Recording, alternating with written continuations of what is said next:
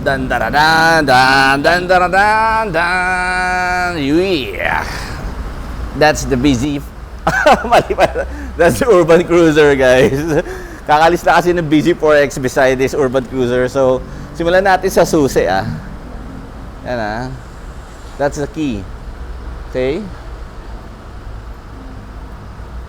Alright. Yan, ah. So, piano finish. Piano black finish in the front. So, meron pa rin siya manual key just in case maubusan ka ng battery dito sa susi. Right? Okay? Ganda. Medyo mas handy siya. Right? So, this one is the Urban Cruiser. Right? So, this is the AC charger, by the way. Yan, pwede kayo magpa-install niyan sa bahay. And by the way, ito, this one, the Urban Cruiser and the BZ4X is equipped with wall socket charger. Right? So, meron kang wall socket charger. So, ito yung design ng taillight niya. Yan. Right? The Urban Cruiser. Yeah. That's the Urban Cruiser. So, meron tayong back reflector. Yan. And, meron tayong sonar dito sa likod. Ang actual sonar natin for backing is 4. Then, equipped with the camera. Kita nyo? Right? Nice. This one is hard plastic. Yan, meron pang isang additional light dito. Guys, hindi ko pa ito napasukan before. So, sabay-sabay natin to ulit papasukin. Okay? Right? Hindi ako nag-rehearse for this. Kahit galing ako ng event sa Alabang. Right? Yeah. So, the mag size is, di ko to pwede tanggalin. Of course, syempre bago to. Pero the mag size is 18. It's 18 inches, two-tone. Right? Tubeless yan, of course. And ito yung socket nyo. Right? Pag mag-charge. See the headlight? Nice. So, guys, tignan nyo yung details. Ilalagay ko yung mga specs na hindi ko nadagdag or di ko na-discuss while shooting this Urban Cruiser. So, at front, meron din tayong 4 na sensors, guys, ha? So, we have 4 sensors also at the front and back. Okay? So, ito, piano black finish yan, ha? This one. Yan. It's a hammerhead bumper. Pag tinignan mo agad yung mirror niya, kita mo agad yung sensor. Eh. Yan. That's for lane departure monitoring. Lane assist. Kita agad natin sa side mirror na meron tong 360 camera. And by the way, just to summarize this, kanina nandito yung BZ4X.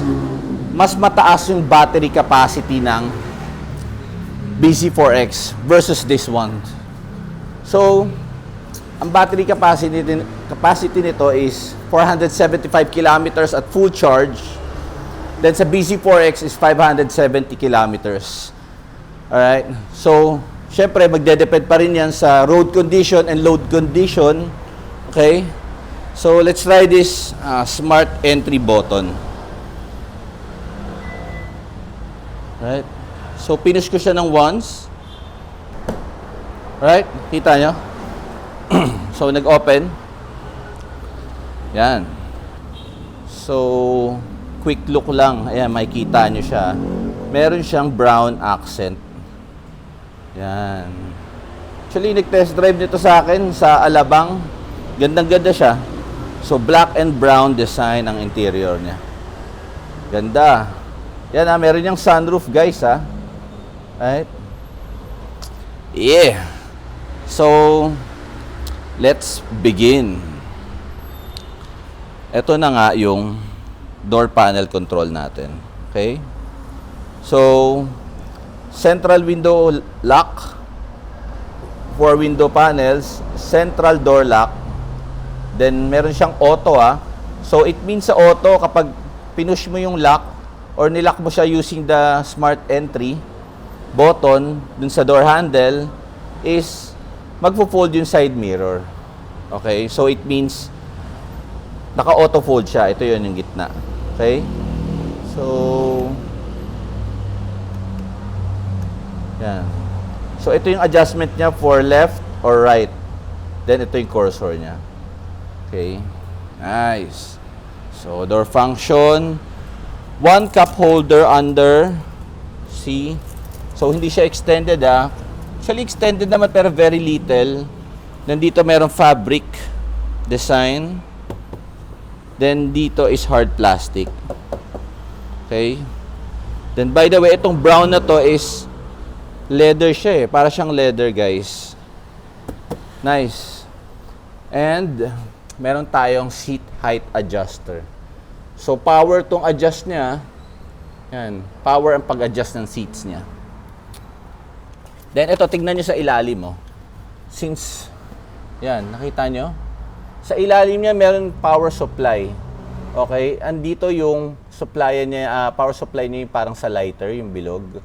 Then merong USB port and another power supply. A total of 3 na power supply. Then, ito naman yung pang-open ng hood. Okay? Then, the 360 camera. So, tignan nyo yung design ng aircon vent niya. Classic na classic look. Ganda. Okay? Nice. So, ito naman is leather combined with fabric. This one is fabric. This one is leather. Then, another leather. Brown accent, gray stitching. Alright, let's go inside. Wow! Grave! So, eto na nga yung adjustment nung volume. Up-down siya for the volume. Skip ng music. Trip meter. Okay, ito yung pang-measure natin. Then info for the vehicle info. Voice command. Dito naman is adaptive cruise control, lane departure, and standard cruise control. Okay? So, ang design nito is piano black finish. Then this one, itong steering wheel is leather. So, hindi siya complete na round. Ganda niya. Yan, napapansin nyo yung design niya. Okay? Then dito merong silver accent design. Alright? So, guys, if you're wondering, wala tong paddle shifter, just in case lang hinahanap nyo. And nandito yung hazard button niya. Okay, dalawang aircon vent. Total of 4 aircon vent dito sa front. So, itong LCD niya is isa siyang buo. Combine na siya, Ano, isang buo na siya, guys. Nakita nyo. And ito yung mga controls niya. So, meron ditong aircon blower, plus minus, thermostat, air circulation, front defogger, rear defogger, thermostat. Alright? Then, aminin ko sa inyo, ito, hindi ko pa to na-check. Pero it says here is push, mute. Alright? Then, meron siyang plus minus. I think it's the volume para dito sa stereo. Right? Then, meron tayong isang wireless charger. So, wireless charger dito ng phone. Okay? And dalawang cup holder. Yan. Nice. So, ito, if you're wondering about this, ito, you have to push this, then twist. Okay? Para makapagpalit ka ng drive. Right? Push nyo lang yan. Then, kunyari gusto mo ng drive, ti-turn mo siya pa kanan. Then, babalik pa rin siya sa neutral. Actually, parang ganyan na rin yung Alphard Every time yung mag-select ka ng drive, bumabalik siya sa neutral. Okay, then ito naman yung park. Napipindot to Reverse neutral drive. Yan sinabi na dito is push. Then, dito, ito yung mga drive mode niya. Kita nyo, ito para Dito, I have to apologize dito, hindi ko pa to na-check. Pero meron tayong mga different drive modes. Yan. Then, ito naman is yung handbrake natin, electronic brake natin. Then, this one is the brake hold assist. Alright, kung meron kayong mga additional na questions, pwede kayong mag-comment. Then, kung meron man ako mga hindi na-discuss ko dito, I will try my best na ilagay ito sa caption. Of course. 'Di ba? Para at least malinawan kayo. Right? So, ito is meron tong glove compartment. Okay? Sa BZ4X, wala tayong glove compartment pero ito meron. And by the way, yung na-mention ko, nandito sa ilalim yung power supply nyo.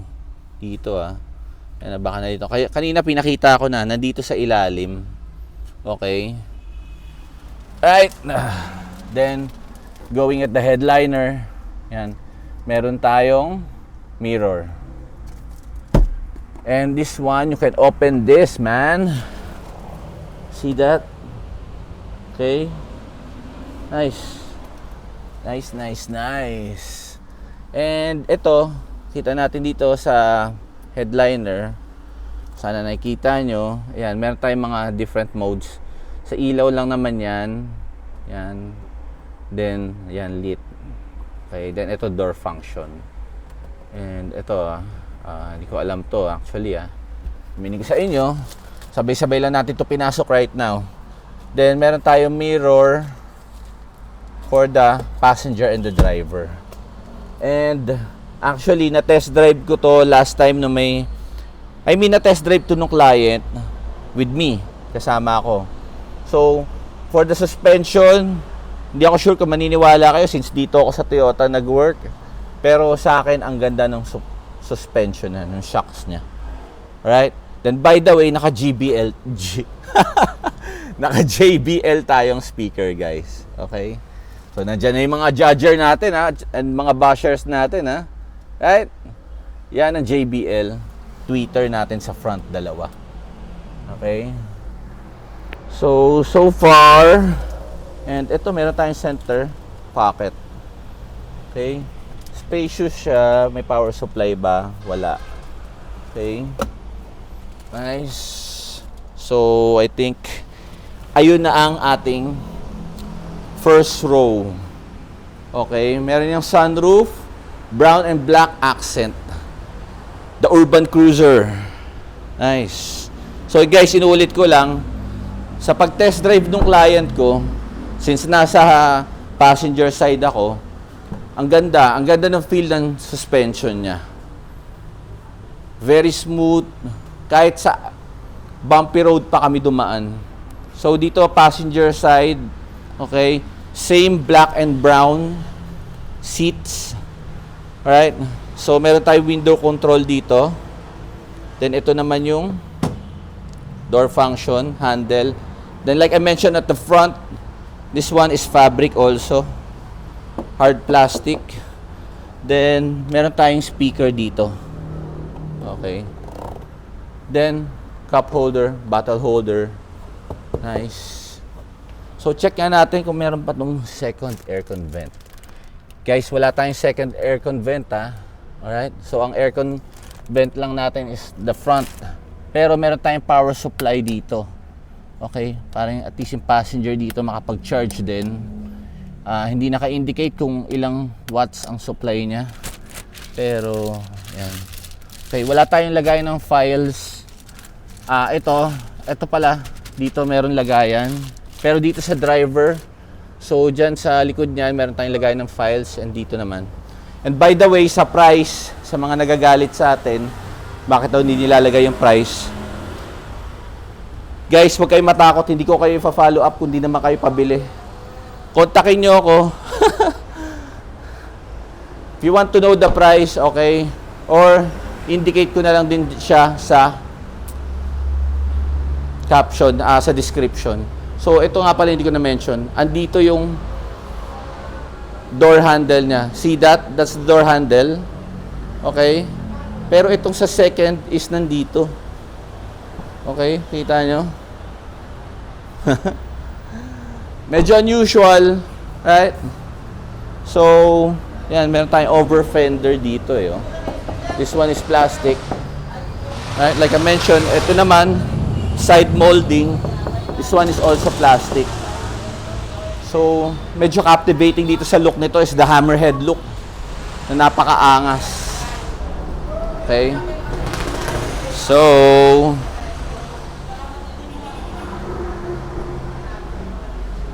and by the way, yan.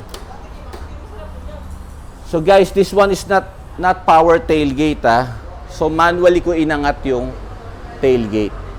Pero nandito yung push button niya. This one is the magnetic one to open this tailgate. And meron tong lagayan dito.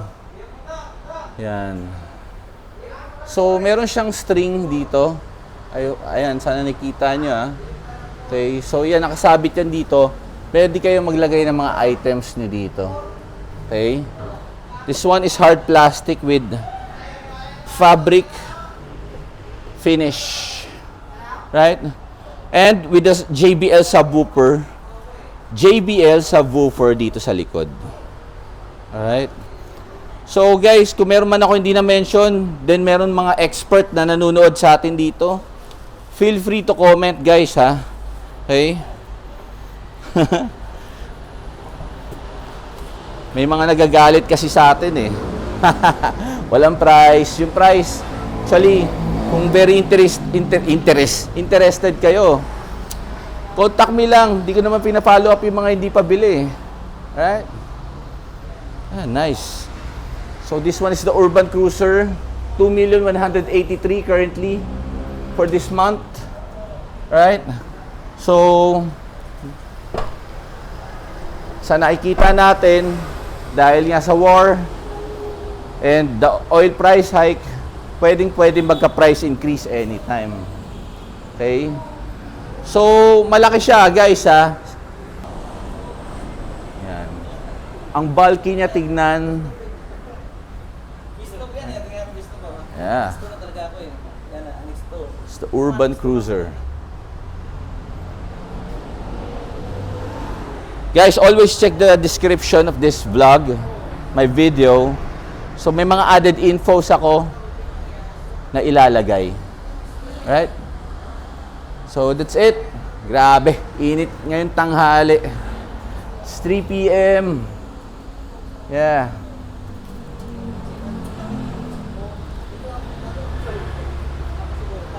Stop recording. Yeah, so that's the Urban Cruiser. So, ulitin ko lang yung summary Mas mataas yung battery capacity ng BZ4X versus the Urban Cruiser.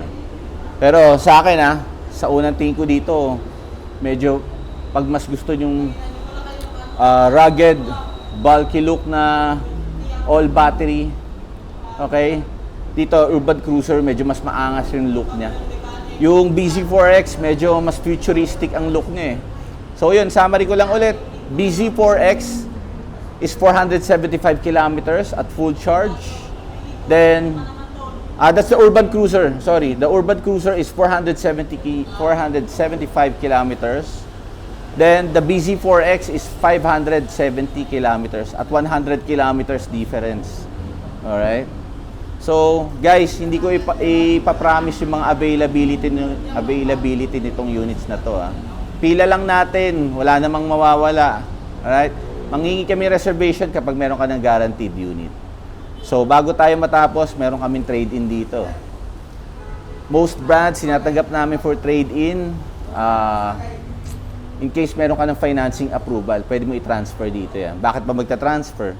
Walang unit dun sa kausap mo na ahente? Or baka mamaya, hindi maganda naging usapan yun. Maraming reasons.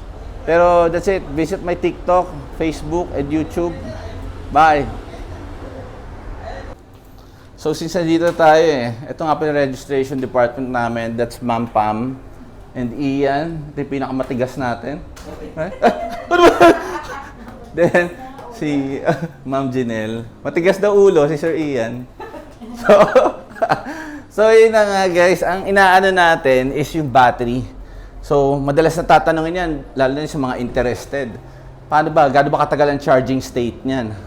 So, depende kung ilan yung battery level mo. Kung, kunyari, 50% ka nagsimula. Siyempre, mas malilesen yung charging time niyan. So, meron tayong tatlong klase. Yung wall socket charger, that's included pag nag-avail ka ng vehicle. And yung pangalawa is the AC. This one is the AC, ah. Actually, pinakita ko na to. Yan. So, kung gusto nyo magpakabit sa bahay niyan, pwede. Pero kailangan mo na ng ocular inspection. Then, kung meron silang gustong ipa-add, dahil sa nakita nila sa assessment ng bahay nyo, okay? So, may added fee yan, of course. So, ngayon, meron ding DC. Yung DC, grabe, sobrang bilis ng charging niya. So, ilalagay ko na lang sa description kung gaano siya kabilis. Pero yung charging state niyan, guys, galing doon sa pagiging low-bat. Alright? So, iba-iba. Okay? So, for sure naman kapag meron na kayong unit itong full battery, hindi nyo naman niya i-drain, di ba? Alright? So, guys, check my TikTok again, Facebook and YouTube. We have trade-in, transfer your approval kahit sa ibang brand yan. Bye!